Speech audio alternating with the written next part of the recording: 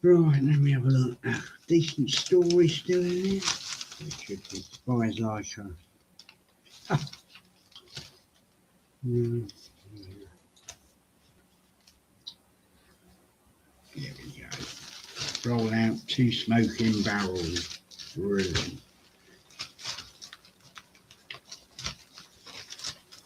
And if she comes in once it's started, then I'll just make my excuses and move over before I move behind her, and you can stay where you are with your. Okay, here we are back again, and now, much to your chagrin, you can see us properly.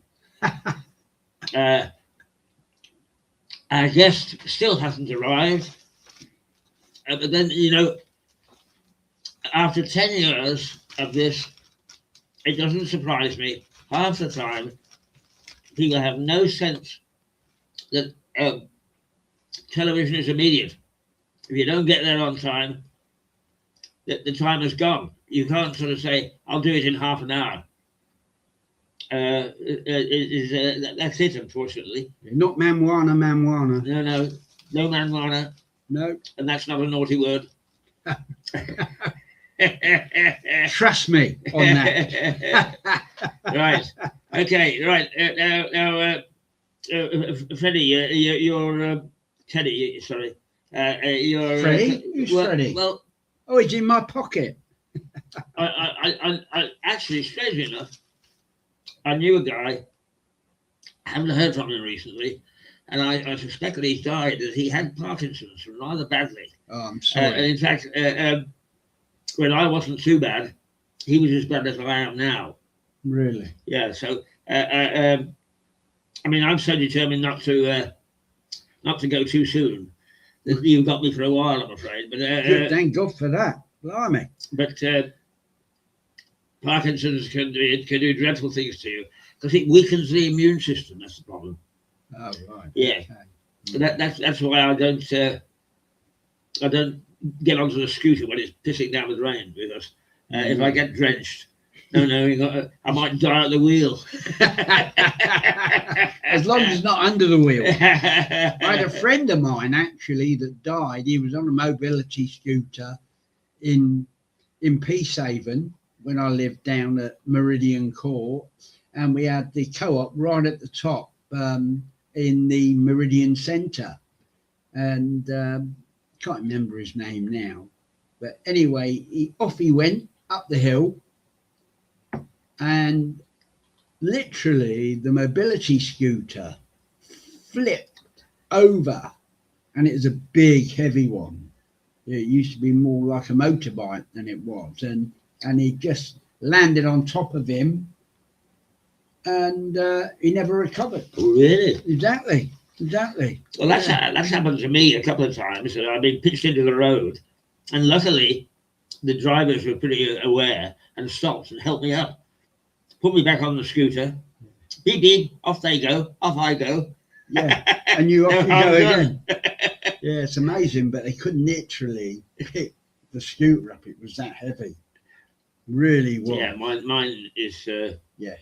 Well, mind you, it's heavy enough. I wouldn't want it to fall on top of me. Well, no, I want it to fall on top of me. That's why I much prefer a push bike. Far more manageable. Yeah. Far more manageable, and keep this marvellous figure of mine. Just looking at the paper, going back to the paper while I wait, just to see if the lovely Claire comes back. I still love her anyway.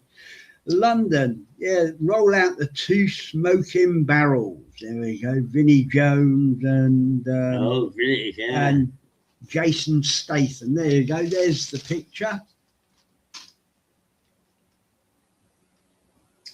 There we go.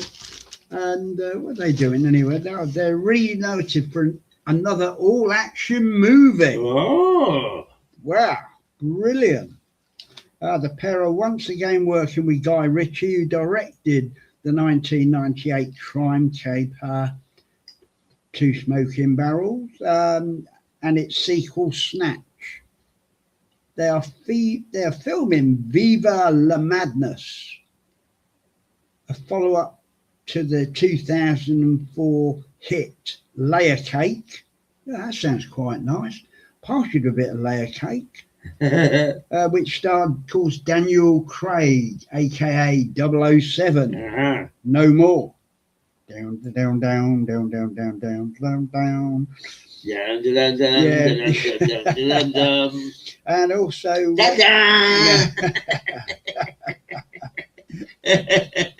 keep your tin badge in your pocket, mate. Jason 58 is taking over from Daniel as the main character, drug dealer.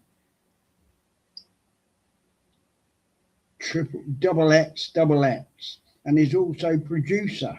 He said of the movie, which has just started filming in the capital, it has its own element of black comedy.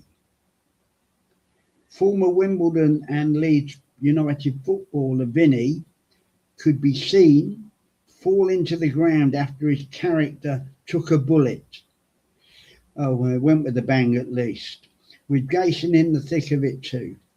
Midfielder enforcer Vinny won an Empire Award for Best Newcomer for his role as Big Chris in Lock, Stock and Two Smoking Barrels.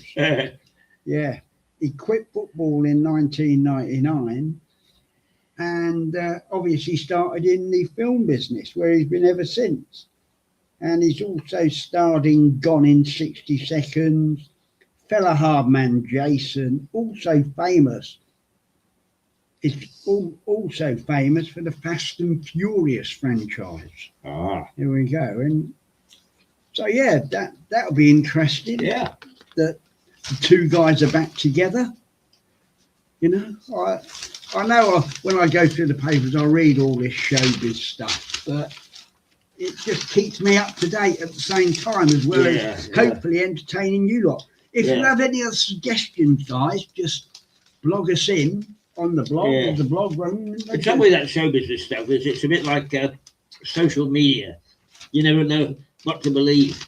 Well, anything, and I don't believe anything journalists write, to be honest with you. I really don't. Really, I don't care, because, like, you know what? It's just... Well, strangely enough, I was discussing this with Richard the other night.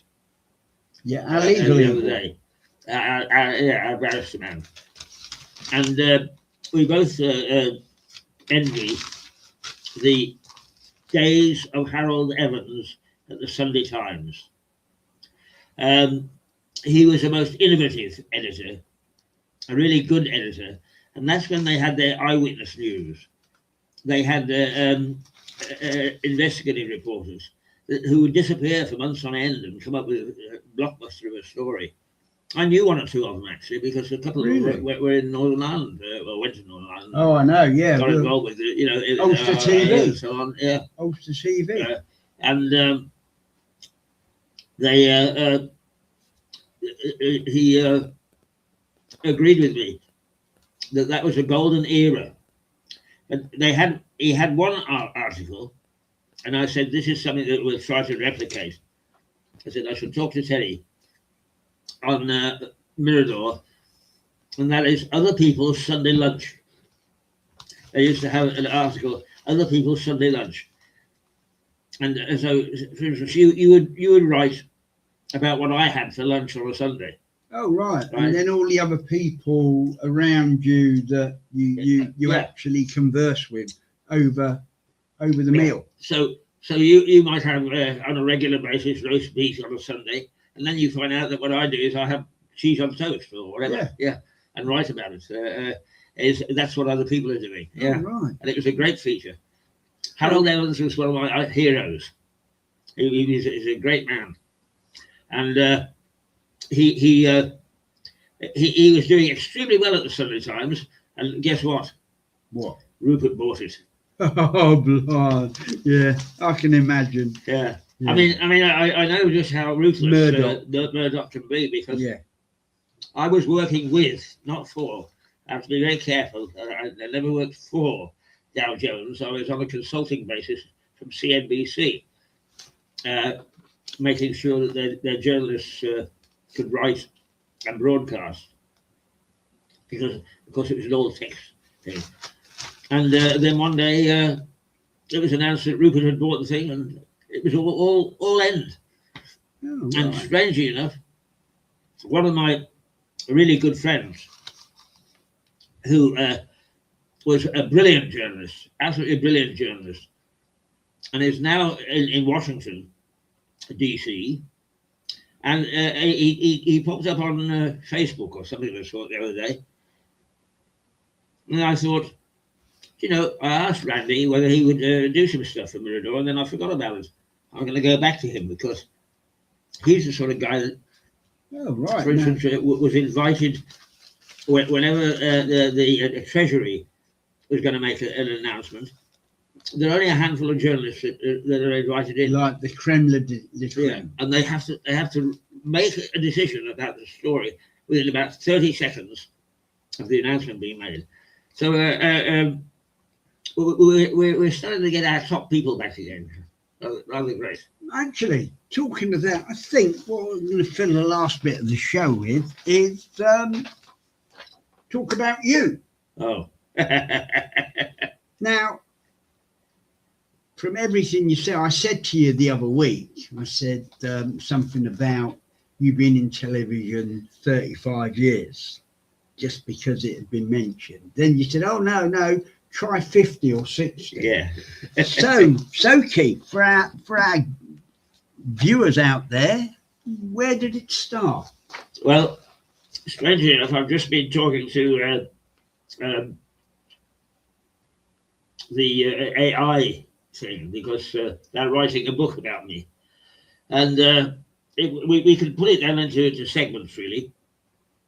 It started in Canada, where I was working for a radio station called CFUN, and I was very lucky because the man who hired me was a guy called Roy Jacks, who had worked with Edward R. Murrow on Fleet Street during the war, and he recognised, somebody who knew what he was about, and apparently I knew what I was about. And I went from there to a station called CJOR, where I was made the head of news, and that's where Bernard Braden found me and brought me back to Britain.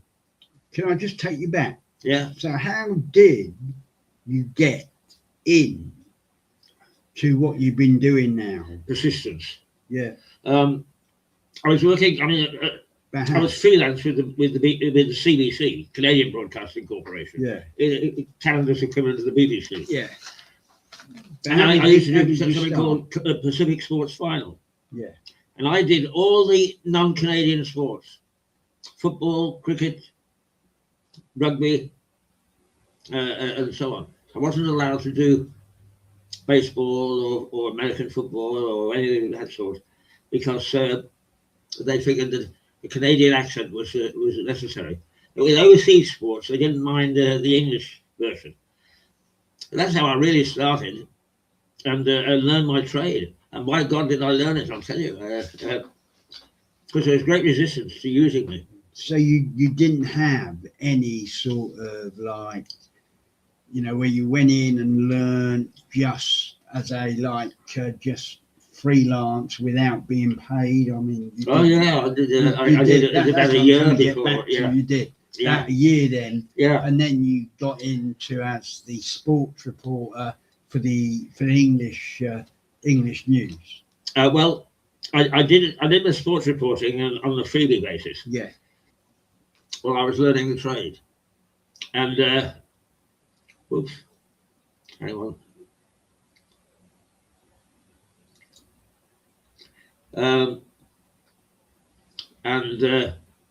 I went from the CBC. I went to this station, CFUN, because by that time, the radio station. Yeah, they started to get used to my voice, and they knew that I could do the job. I worked at the CBC right until the time I came back. I was able to, because it was a state broadcaster, as it were, they didn't see it as a threat to the commercial version, and vice versa. So I was able to work for the commercial version and maintain my sports reporting for the CBC. And I'm glad I did, because I got to do the early days of the North American Professional Soccer League. And Peter McParland, Bobby Robson, Pushkas, they all came under my remit, as it were. So I got to meet some really great football greats. Because Teddie Maybank, I think, played out there as well. I think he did. Yeah, he's a friend of mine, actually, Teddie. Is he? Yeah, he is. Lovely fella, actually. Good drinker. I mean, they had some really. I don't know what the. Now, I'm trying to remember. There was one guy who went out there from Aston Villa and did very well, and they used him as a contact. That's why so many of them came. Who did Maybank play for? He played for Chelsea and Fulham. Yeah. Yeah. Well, it'd be Fulham, because even though we're fierce rivals, the Villa and Fulham have always got along well together. Yeah. Yeah. Yeah, we have. Actually.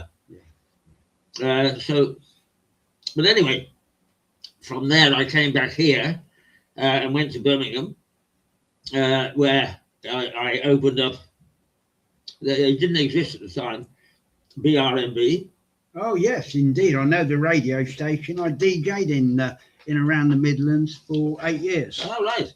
Well, then you would have known Tony Butler. Yes. Right. Now, for those people who don't know Tony Butler, but he was a legend in the Midlands. Anybody in the Midlands knows Tony Butler. But when I was recruiting, this guy came in and he said, "Here now, kid, I want to be your sports reporter." So I said, "Oh well, you know, what's your background?" And he said, "Well, I've never been on the air." He said, "Never been on the air except my hand." I said, "What do you mean, my hand?" Yeah. He says, "Well, I used to do the sports for BBC on a Saturday afternoon." He said, "And I would creep up and put the sports as they came in, the scores, in front of the viewer." He said, "And the cameraman pulled back too quickly," and he said, "He got my hand." Yeah. But he went on. Jasper Carrot got hold of him, and made him famous, and he became really an absolute legend in the Midlands. Was that on Funky Moped? Could have been, yeah. He probably was. Yeah. It was Jasper Carrot's big hit, Funky Moped. Oh right, yeah. That's right. Sorry, I'm stopping you, Vic. No. From there, I went to BBC Pebble Mill very, very briefly, who sent me to Northern Ireland, where I was with the BBC for a while, and I discovered Gloria Hamilton and brought her to fame. Then moved on to, you mentioned it earlier, UTV. Yeah. You got a plaque somewhere, haven't you, in here? Ulster TV. Oh yeah, I have somewhere. Yeah, I've seen it. Yeah. And I think I got a newspaper with my picture in it, an ad for UTV. But and that was in the times of the Troubles. Yes, it was. I went there in 1975. Not for the first time, I may say, but I went there for good in 1975 and didn't come back until 1990. So I was there the whole range of the Troubles. So can I ask you, how were you perceived by the Protestants and the Catholics? Because you presumably must have had plenty of contact with both sides of the coin. So yes, I did. And the diehards hated me on both sides. And, you talk about terror. And one day I got some Americans as guests, and I wanted to show them a shebeen. And I got a contact. I went up on the Shankill, and he said, "Look, I'm busy, but I'm going to let Joey over there look after you." And he moved off, and Joey came along, and he said, "Look here." He said, "If you two don't get off the Shankill within 2 minutes, I'm going to have you shot." That's Republican, isn't it? That was Republican? No, it was Protestant. That was our own side, loyalists. Yeah, really. And I tell you, look in the eyes, you knew he meant it. Yeah. So did the odd times I almost wet myself from fear, but that was one of them. That's terror. Yeah. Really. Absolutely. Yeah. So we scuttled off the schedule. Understandable. Yes. But I also ran a safe house for the army. Oh, did you? And at one stage, because I lived in a very nice place, and I lived in a little road that ran down to the sea, and over a railway bridge, a little stone railway bridge. So the army were able to post 2 guys there, and the IRA would have had to have really attacked very fiercely to get past them and to get to because we had half the British High Command at a garden party. But from there, I went back to Reuters, which was my golden age, because I was made London anchor of the Coast to Coast Business Programme, Morning Business Board, and a lifelong friendship because the New York anchor was Melissa Conti, who is now is on Mirador from New York every Friday. And yeah, and we were there for 10 years on Morning Business Report, working with some of the greats.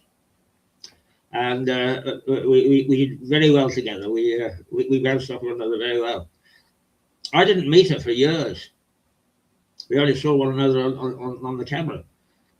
But when we did, we had fast friends. Anyway, after a decade, that came to an end. And then I went to walkabout with the EU and USA and so on. So I went to Kosovo, sorted their media out, various Balkan states in between, Serbia, Bosnia, Montenegro. And then I went off to Russia, started Russia Today, from an empty room. Really? Yeah. It was, I arrived and this very nice guy who became Alexander Sambuk got on board the plane to greet me. I guess he uses press credentials. Could you speak Russian? No. Still can't. No, still. And yet you put together something like Russia Today, which is their only main station still, isn't it? Well, yes, but remember, it was designed to be broadcast to overseas. I know, yeah. Not domestically. So English was very important. Yeah. So I got all these young things who had never done any journalism at all. What they did was they spoke perfect English. And I forged them into, I think I went out there in May or something like that. In October, we got them on the air. May, June, July, August. In about 4 short months, we got them operating. And 10 years on, they contacted me and said, look, we want to take you for a meal in London to celebrate our 10th anniversary. We tried to get hold of you for the one we had in Moscow, but we couldn't find you. And he said, President Putin and Mr. Gorbachev came to the opening, and they said, Putin looked around and said, oh, how did all this get started? We weren't sure whether he liked it or not. So we hedged our bets and we said, he hazed it. Yeah. Brilliant. So you've actually met him, Mr. Putin, haven't you? No, I'm not. No. I've seen him the way I saw Trudeau in Canada. Trudeau in Canada I saw Trudeau more than I talked to him, but I did actually talk to him in Canada. But Putin does not make himself readily available. But I will tell you a little story, because one of the trainees, they went all Russians. One of the trainees was a guy called Jason de la Peña, who had been a professional cricketer here. And as he said, he lost his confidence. So he went into journalism, and off he went to Moscow, because it was the easiest thing for him to do. And he came to me one day and he said, there's a big rugby tournament here, and I'd like a camera to go down and take a camera down and film it. He said, because it's growing, you know. I said, yeah, you go ahead. He came back crestfallen because they had an apparent cheek, you know, a guy put there by the Kremlin who had said, no, you can't have it. So anyway, he said, well, I'll go down and I'll cover it anyway without the camera. Can I just go back there just for a sec? So that period of doing that for Russia in those short few months, who was that? Was it Yeltsin in charge at the time? No, Yeltsin had gone. It was Putin. Putin. Yeah. Oh, he just taken over there. Yeah. Putin actually, I always get a bit confused because Putin's just now seems to been indestructible. Oh, absolutely. He's a master plotter because he's KGB, you see. Well, I know, exactly. And also I read that there is actually over there's medical departments that produce body parts for people. And I read that from everything, from an excerpt of a conversation someone heard, that Putin said that's great because they can keep making replacement parts, body parts for adults, which is, you know, the whole medical. Yeah. Also, from a friend of mine, he's married to Marina, and before now, she said about if he lived in Russia, his health would be that much better. Yeah. Is Russia health for their citizens that much better than just? I know this is a side issue, but I thought if you've been out there, you probably have a clearer idea. That's all. Actually, it's a bit like this country. If you live in Moscow or St. Petersburg, you're urban, and they are very, very clever people. Very clever people. It's a huge country. You go out into the countryside, and they really are peasants. Really a peasant class. Really? Yeah. So the urbanites being very clever, and believe me, a lot of these people that I trained were very clever. One of them, by the way, was Sophie Shevardnadze, Edouard's granddaughter. Really? Yeah, who has stayed a friend. Occasionally she appears on Facebook and I say, Sophie, you're as beautiful as ever. And she goes, oh. Yeah, it's just because, you know, it's just that he said to me, Graham, Jerry, 2 or 3 years ago, he said, there was something wrong with Marina, his wife. He said, I've got to take her back over to Russia, even though she left Russia when she married me, because like they got married back in '96. And he said, she said, I'll come back to the West with you. And they've been here ever since. Well, she has, Marina. Yeah, come in. Come in. Come in, Claire. I'm so sorry. That's all right. I got the wrong. I've been going down to your orphanage. That's all right. Now we've got our guest here. So would you mind if we take a break of this and continue it next Tuesday, Keith? No, not in the least. You know? We'll leave it. We'll leave it with a few legs apart. We will. In Moscow. Yeah, we'll leave it in Moscow. Right. With you and Putin. Me and Putin and some legs. Yeah, brilliant. Okay. Well, mine are long enough, aren't they? Now, welcome along. Now I've got another guest here, the lovely Claire from Cleve Down. I've danced with her slow and fast, but I still know nothing about the girl. So for me and our viewers, I hope you enjoy the. You all right? Yeah. Just help my controller up. There we go. You're right, Keith. There you go, Claire. You take that suit. Yeah. Okay. Are you all right getting out? You all right? Where are you going to go? I'll float around at the back. My usefulness is spent now.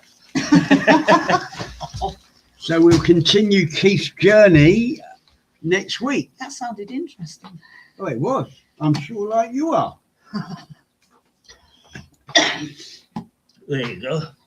Now, Claire, you are Claire Pope. Pope? Oh, Yes. right. Better I do think our so. Holy Fathers. I think so. And so where did your journey begin? Were you brought up locally or? No, my dad was in the Air Force, so we travelled. So I've come sort of from everywhere. So I've lived around England a lot, and we've been abroad. And then when my dad left the forces, we all kept doing it. So we're kind of travellers. Oh, right. But I have been in Lewis for about 30 years. And that was because I had a daughter and she had to go to school. Of course, exactly. So, were you married? I have been, but not now. Not It's now. a long time ago. And so you travelled all around the country. What did you do professionally? What did you start when you left school yourself? I got into food, which I still love. Well, of course. So I did a lot with food. I mean, in those days, you sort of, well, I job hopped. And I did own my own restaurant in New Zealand. That was very interesting. I was in New Zealand for 5 years. And how did you end up owning your own restaurant in New Zealand? Just being in the food business, I got involved with another girl or a woman who had her own catering company, and we joined forces and then opened a restaurant alongside the catering company. What was it called? It was called Samuel Woodbine, which is a really funny, I know, in this country, that's a really funny thing. Exactly. And what year was that? Well, roughly. I was about 20, I was about 30. So we're going back. Last year. Yeah. Recently. Recently. You know what? That's good. So you must have learned a lot about how to talk to people. Yeah, front of house. Front of house. Food, stock. Yeah. Interpersonal menus. skills Yeah. with staff. Running a business. Running a business, which is in itself, having done it myself a few times, it's not easy. And how did you find running a business in New Zealand? Yeah, it was good. It was hard work. The food industry is hard work. Yeah. And it's hard to make a lot of money on food. You kind of end up doing it for the joy of it. And I mean, a lot of restaurants and people in food, it is difficult, because, well, especially now, food is expensive, but staff, telephones, storing, all that. Oh, the amount and health and safety rules now will make it murder now running a restaurant, wouldn't it? Yeah, I think it's probably much tougher. Although, I mean, I do go to places and I think. And you still judge it? Yeah, I do. Well, it's natural. Yeah, I want to know if it's clean. Exactly. It's like if I go to a gig, I always judge it. Yeah. It's just natural again. Yeah. It's a natural thing to do when you've had, because having a business, I think, is not just about having a business, but it's having an interest in the business you're actually doing. Yeah, I think, you've got to love it. You have to have a passion for doing it. Yeah. Really. And so after the restaurant, then you job hopped around? Yeah, I came back to the UK. I can't remember what I did there from there. I went to Wales. I was in Wales for about... With a Welsh worry? Possibly. I loved Wales. I had a really good... I had a lot of fun in Wales. How long were you there? I think I must have been there about 7 years. But I was a singer in Wales. Oh, really? Yeah, so went round the festivals and sang and did some folk clubs. Oh, fantastic. Yeah, and I met some really good people. Well, Wales is good. Yeah. I've only had a couple of weekends there and I've loved it, to be honest. I'm down in Cardiff. Yeah, I had a good couple of weekends down there. It is, people are just people actually when it comes down to it. Yeah. So folk stuff, did you sing covers or did you sing your own stuff? Or We did, yeah, we were doing our own stuff. Oh right, it's a folk band. Yeah. How many of you in the folk band? Well, we're actually a band, yeah. Me and Bill. Oh yeah, lovely. And then whoever wanted to join in. Yeah, and whoever else. That's right. Whoever's Exactly, yeah, whoever's there. Yeah, that way of life is good because people do. Yeah, of course, exactly. Yeah. And folk is about bringing people in collectively and getting them to join in. Yeah. That's basically the thing with all music. It brings people in, and if you create the right atmosphere, then people will reciprocate. Yeah. Which is brilliant. So you own. So Bill and you used to write your stuff as well as do cover versions. Yeah, it's funny, isn't it? Because I don't think about it very often. I'm trying to think what we did do. We were just always mucking about. But mostly we did our own stuff. Yeah, you know what? Music is fun. Yeah. That's the whole thing. Yeah. It's like your food business was exactly the same. I'm sure you got a lot of fun and a lot of joy out of that. Yeah. You already said so yourself. And I guess, those life choices, I guess those life choices are about people. Yeah. It's exactly. like being with people, sort of. Yeah. Yeah, getting involved in stuff. I spot it as well when we you're in social events, when you're saying social events. I mean, you can tell, how people are with other people about the type of character they are, which is ideally that's what everyone should see. The creative side of you.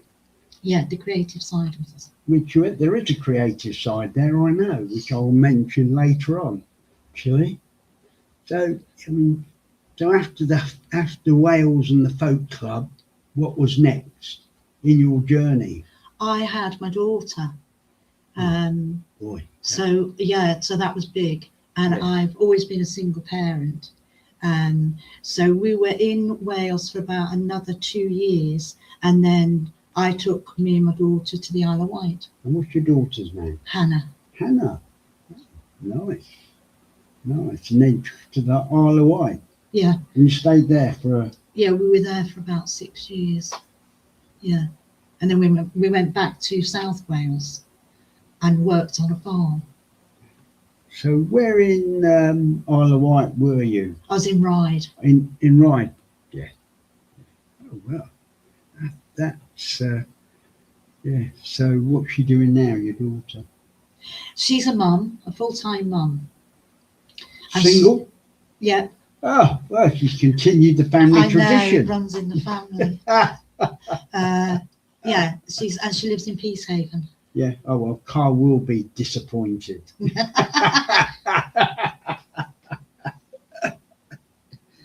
You see, I've never got chance to have this chat in our normal situation. No, it's sort of not time. Exactly, well, there isn't, because I don't know who it is, that DJ that drives things on all the time. Bloody pain in the bum at times. I know. Bloody pain in the arse at times. It really is. So we're up to Isle of Wight, and after that was but we went to the south of Wales and worked on a farm that was set up for adults with learning difficulties. Oh, right. So it was a small farm. So there was pigs and sheep and a couple of cows and growing stuff. Oh, would be. Yeah. I guess not lots of stuff, but no. Yeah. And it was about teaching animal husbandry and a trade to people with learning difficulties. Fantastic. So it's more like an actual enclosed community. A project, really. Yeah. So right. Yeah. And that must have learned a lot from that as well. Yeah, it was wonderful because like my daughter talks about that a lot because I home educated my daughter until she was 8. So I thought when when we went to the farm, I thought this is great for home education. You know, this That's is really a common yeah, in anything, yeah. you know. So like learning about animals, and she was wild and free. She could do what she wanted. It and was away, really nice. and away Yeah. from all the modern tech and Yeah. technology. So you can imagine how it would be now with technology now the way it is. Yeah, it's a lot harder. It is, yeah. But I'm sure, does the commune still Yeah, it's still function? there. Is it I think still it's there? changed hands. Yeah. But yeah, it's still there. Yeah, it was a beautiful place. And like me and Hannah, we lived in a caravan on the farm. So that was really cool. So we were sort of Brilliant. there. So yeah, but you had your own space at the same time. Yeah, you need that. Yeah. Yeah. What about for the learning kids? They what, like billeted in? No, they used to come every day. So they lived at home. Oh, they lived at home. So And they came in every day. We used to go and pick them up. So you run like a bus scheme in. Yeah.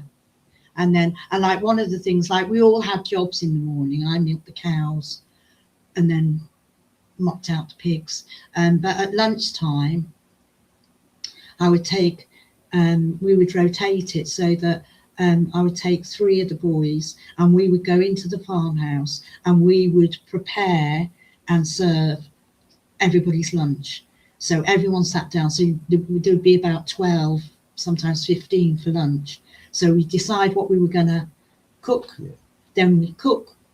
We had a lot of fun doing that. And then we'd serve it and eat it. And then we had about a half an hour rest and we all went back to work. So revisited your days of having the restaurant. Yeah, I did. Yeah. And it was one of the ways I kind of talked my way onto the farm, because I didn't have any farming experience.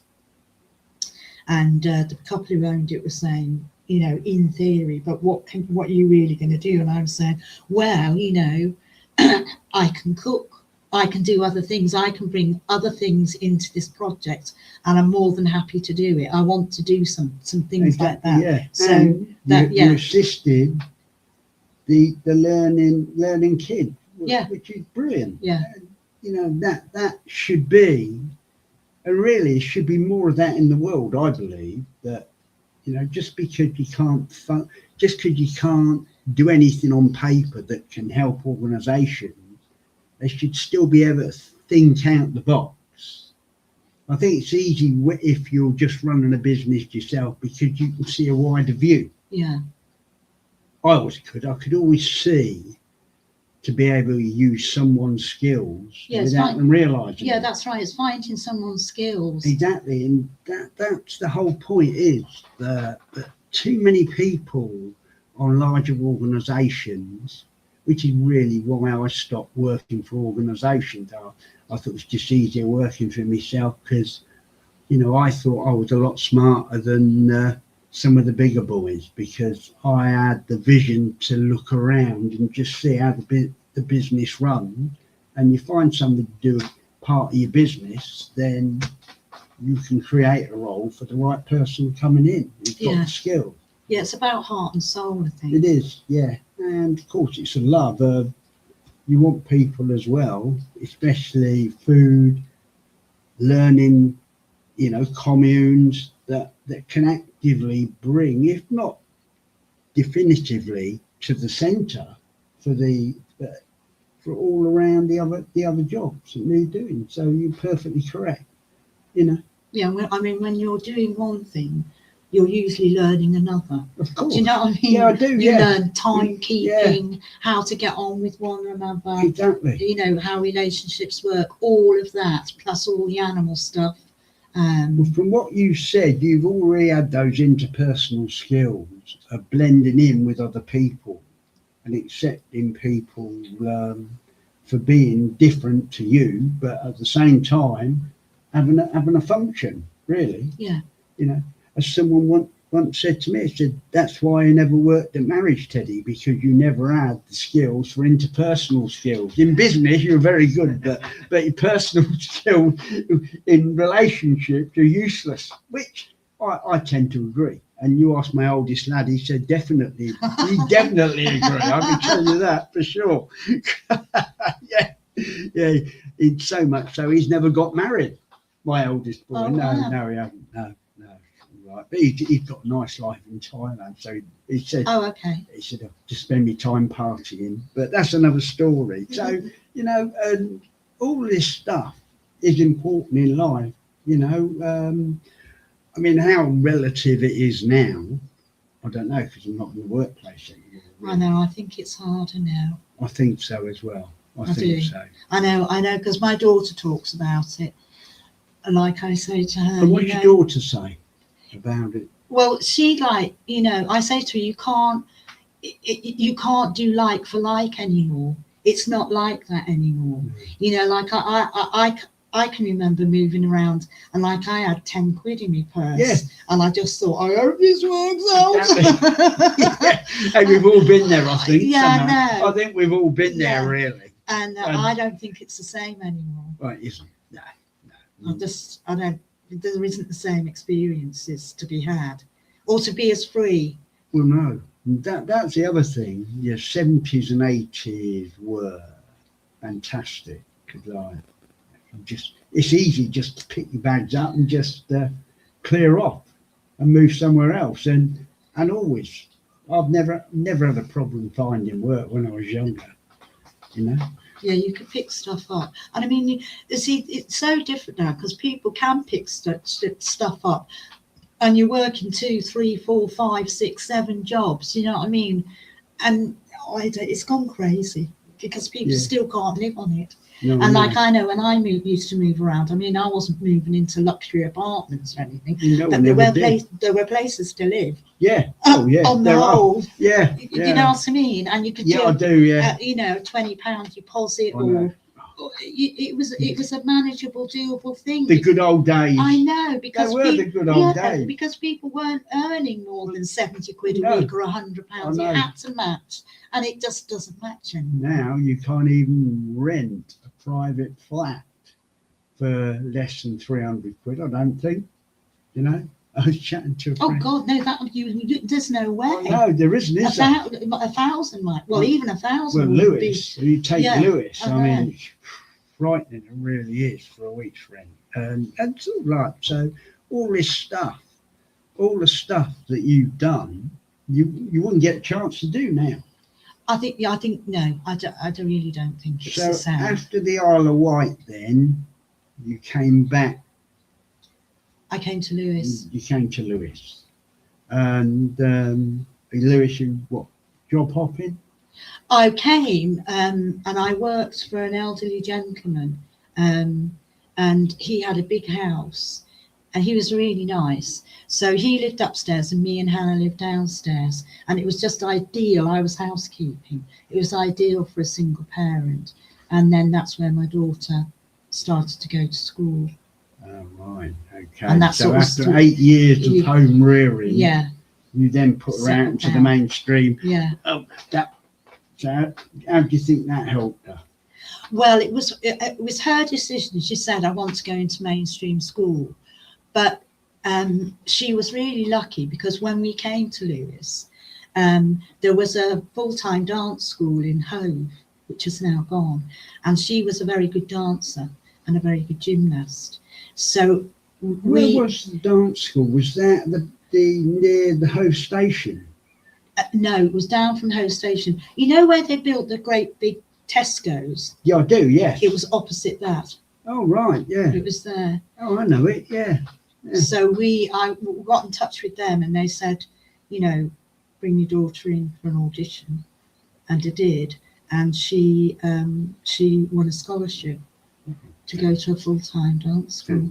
So yeah, like her children go, why don't we get to do stuff like that? But once again, it's even from her day, it's not the same, isn't it? No. Really? Yeah. The world's changing really, really quickly, or it feels like that. There aren't the opportunities. It's just not the same. No. Yeah. It's such a shame because I just don't get how things like that can stop. I mean, how did you get a scholarship? Did she just on the audition? On the audition, yeah. So, and like there was a lot riding on it, and that was a big thing for like an 8-year-old to do, because she wanted it badly, and it didn't mean she was going to get it.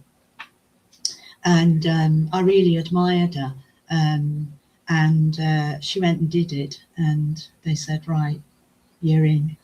Really? Who funded that then? Was it? They had private sponsors. They had private sponsors. Yeah, people who sponsored the arts. Yeah. Oh, fantastic. You know what? It's such a shame that stuff like that doesn't live on. Surely children still want the same thing. You see, that little dance school has gone. Because there used to be, there used to be a lot of dance schools that just did, after school hours and stuff. A lot of those are gone. Yeah. Growing up, I know that I used to do ballroom dancing myself as a youngster. Right. And like really what got me into music in the first place, more than anything, really. I just loved dancing to music, and still do. Even though I try and keep it quiet these days. But yeah, sort of like, so yeah. And so she really must talk with fondness to her daughter about her childhood and upbringing, really. Yeah. It must be difficult to explain to her children. Yeah, I mean, maybe things will change. Maybe Hannah's situation will change. But at the moment, it's just they're having as much fun as possible and enjoying school, but keeping things, I don't know, as a safe base, in a safe place. Yeah. And what's Hannah doing now then? She's at the moment, she's still full-time parenting, but she'll probably start looking for work next year. Imagine, single mum must be difficult. That's hard work. It's tough. It's tough. And surviving, I mean, financially. Yeah. Financially, a friend of mine is in New York, and she's same problem. Yeah. So it must be difficult. So you must be proud of them, Hannah. Yeah, I am. Yeah. And my daughter, she also has ADHD, so she's had to learn to manage that condition. And so have I. And bring up kids as well. Yeah. That's brilliant. That shows. That's the thing is, her upbringing for a single parent. It's amazing how strong a single parent can make you. Yeah. Yeah, I think you grow up quicker. You do, definitely. I come from a broken home myself with my brother and sister. And for me, it just, if you're brought up by the right parent, that's the thing with a single parent. Single parent is, if the correct single parent brings the children up, you can still thrive and still have a good life, Yeah. Of course, ups and downs, because that's real life. Yeah. And that says a lot for someone like yourself, Yeah. And then so you're working for the guy, the old boy at the big house. You were living downstairs, he was living upstairs. So it was an upstairs downstairs situation, really. It was a very old. Without Mrs. Hodges. That's Or maybe right. you were Mrs. Hodges. Yeah, I was Mrs. Bridges doing the cooking. Yeah. So how long were you there for? I think I was with Miss. He died very suddenly. I think I was there for about 8 years. Yeah. Brilliant. Yeah. Oh, so you must have. So what happened then when he died? I suppose you had to move out, did you? Yeah, and it really was a sudden death. But he was a really nice man, and his solicitors took care of everything, and I wasn't hassled to leave.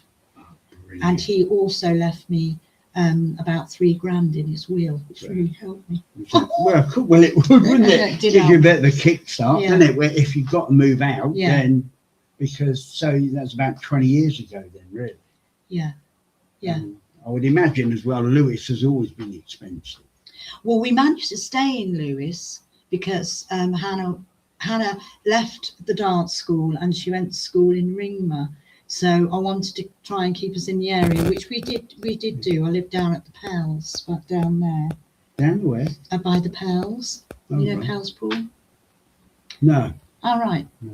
It's all like little railway cottages really? type houses. I mean, they're worth $1,000,000 now. Yeah, Do you know what I yeah. mean? I'm sure they were then But, railway property, because there was a lot of And- railway properties Yeah. in smaller places like Lewis and all over the country, actually, all over the country.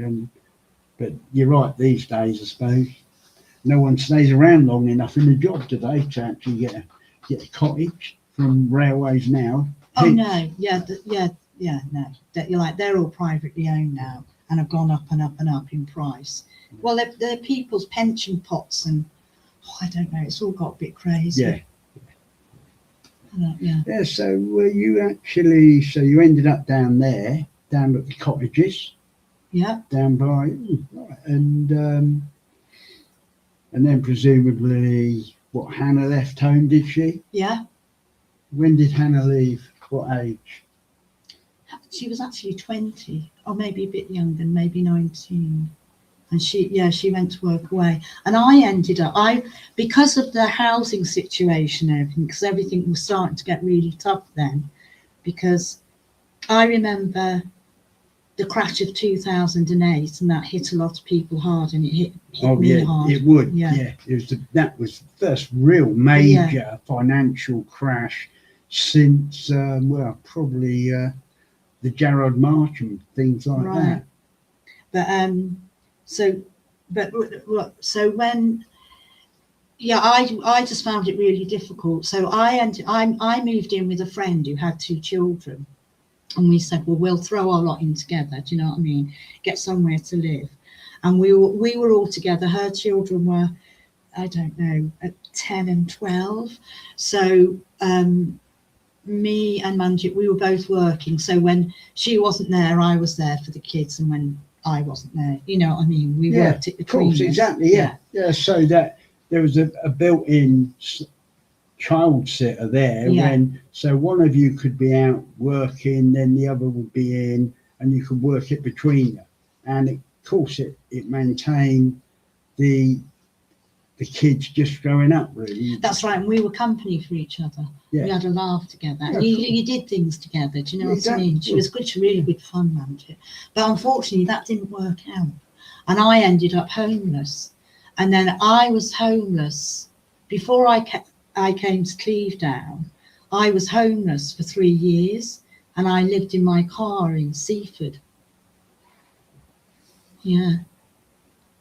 I was really good at it. I'm not saying it should happen. I'm not saying that, but I was very good at it. And I mean, I was 57 years old and I was homeless.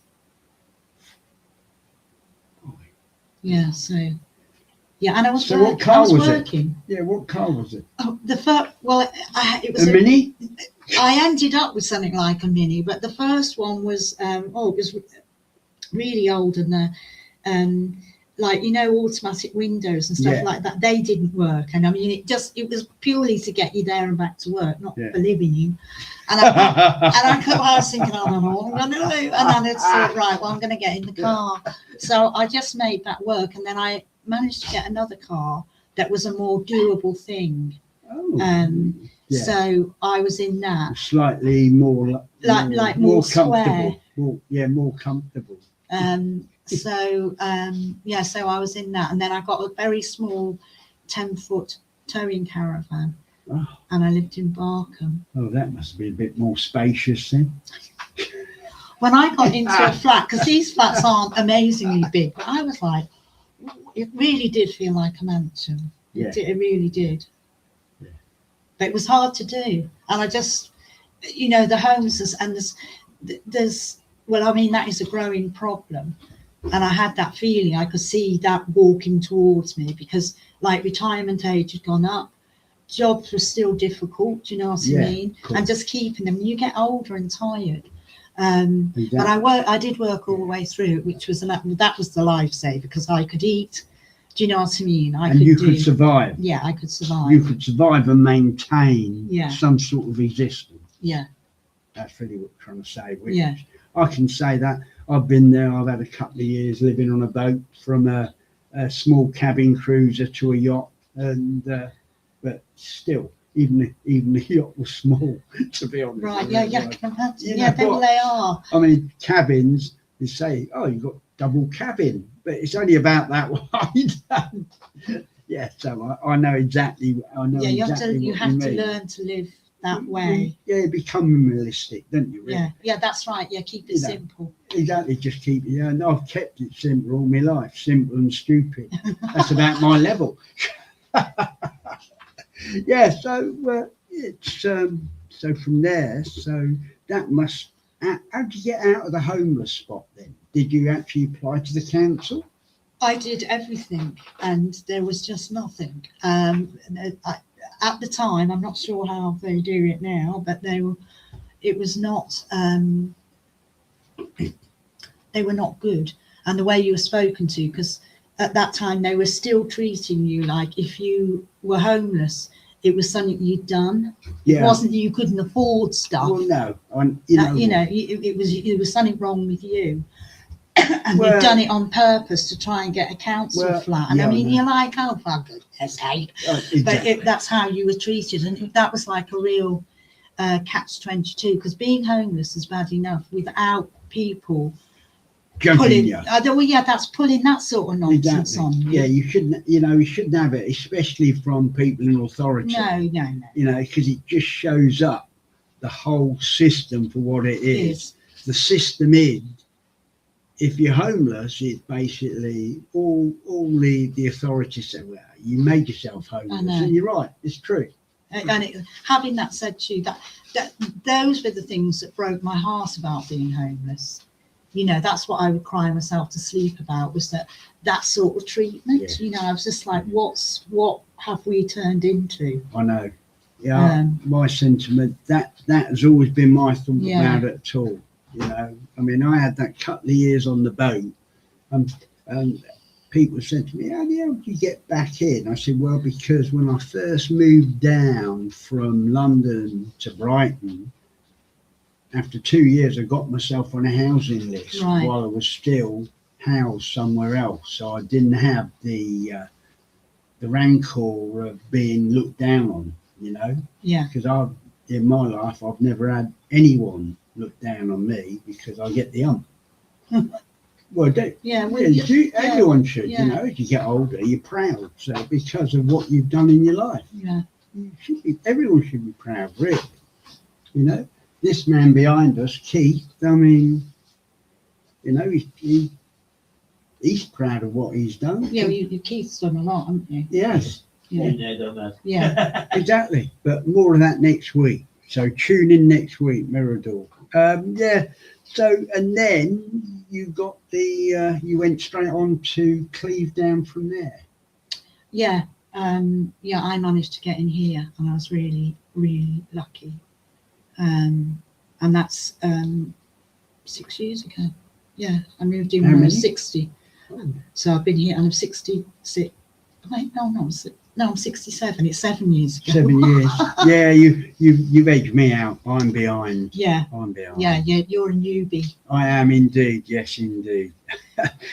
Yes, like so. And I class you as I class a crew of you, the certain ladies in here, the Golden Girls, the Cleve Down Golden Girls, you know, because I know you'll always be there for a party and have a good time, and always got a smile, and you know, which is all you can ask. Yeah. You know, and it's been actually, from my point of view, you are one of the group of people that have made me feel welcome about coming on and living on this complex of retirement living. Well, that's nice for you to say, and because that is important, because it can feel a bit odd, can't you? Oh yeah, not many. Yeah, not many. You think, how am I going to do it? Exactly. Yeah. But and it does help. Yeah, it does. It does. So it's been wonderful actually having a chat this morning. Thank you. Really has. So thank you very much indeed. Thank you for asking me. Thank you very much indeed. Right, I'm off to town. I'm going to have a coffee. All right, darling. I'll see you later. And actually, I didn't talk to you about your art, did I? No, we No, can do that because- next time. Oh, right. Yeah, you want to invite that? That's great. Yeah, I was finishing off a picture. Yeah, and I'd like to talk to you as well about a project that I'm part of that's been called Pinch Points. And we got invited up to Westminster, and we're doing something tomorrow where the local councillors are going to come Okay. and speak with us. Oh, what's that then? So that's about it's about food. It's a surprise. Yeah, actually, yeah. But it's about people being able to access food. It's about the fair distribution of food, and it's about, you know, all those problems that people are coming Like across. food bank. Like Yeah, food all of bank. that. food. Yeah. Oh, that's Yeah. excellent. And Yeah. how to approach people who are, because there's lots of people's in difficulties. There is families. I know, they're in crisis. So where is this? Well, they started it from Fitzjohn's Church, which is a food bank, and they Yeah, right. I've helped out on Cycle Lewis with that. We do a Right. food bank run. Oh, cool. We do a food bank run, yes. So, because through COVID, I needed to go to a food bank because I was living on a credit card and everything just ran out. So I went there. Including the credit. Yeah. And then they started a project that they called Pinch Points, and it said, you know, are you finding it difficult? And I thought, I'm so angry about what is happening to me and other people. I've got to find an outlet for this. So I went to the first workshop that they put on, and it just brought a whole group of people together who had the space to speak about what was happening in their lives and the lack of food and all of that, and how you get treated and the worry. And so that's been running for about 3 years, but we've had lots of spin-off from it. So yeah, about a year ago we went up to Westminster and spoke to MPs, and Keir Starmer went into the chambers because we went on a Wednesday with we printed a booklet with lots of it was called Dear Prime Minister, and people have been asked to write a letter to the Prime Minister, so it was called Dear Prime Minister. Oh, superb. So that was quite good, and he raised it that day, but then going on to do more with the project, and just keep it moving, being able to, you know, people, there's lots of single parents, there's children with learning difficulties. Ideal. Yeah, Seriously. Yeah. If so, I don't know, if you want to come on another Tuesday morning and yeah, I'd like to do that. And also talk to me about your art, you know, because that's one of the things I did want to talk to you about, but unfortunately just got so carried away. But it's been lovely, Claire. Thank you. Thanks, Teddie. That's all right. And what, couple of weeks? Yeah, lovely. Okay. A week next Tuesday. Grand. All right, darling. Thank you. Have a good day. Yeah, and you. See you later, love, and thank you very much. And now on Mirador TV, finishing off, we're starting a new competition here as well. It is the Mirador Balcony in Bloom competition. So everyone around Lewis with a balcony, we're inviting you to put together a nice little garden display on your balcony. Take a photo of it, and at the end of the month we will have a website for you to send it, along with your details, name, address, phone number, etc. And it will, and they're all going to, and we'll look through all of the entries and choose 50 winners, and then whittle it down to 10 winners, and then down to 5, and so on and so on. So this wraps up my morning show, probably a bit later than usual, but hope you've enjoyed it. And thanks to to Teddie's people, the lovely Claire, and of course our main man here, Keith Hayes. So thank you very much. And it was good. I was interested in listening to Claire, some of her experiences. Exactly, yeah. This is exactly what I wanted. So that's been an excellent show. I hope you've all enjoyed it. And TTFM.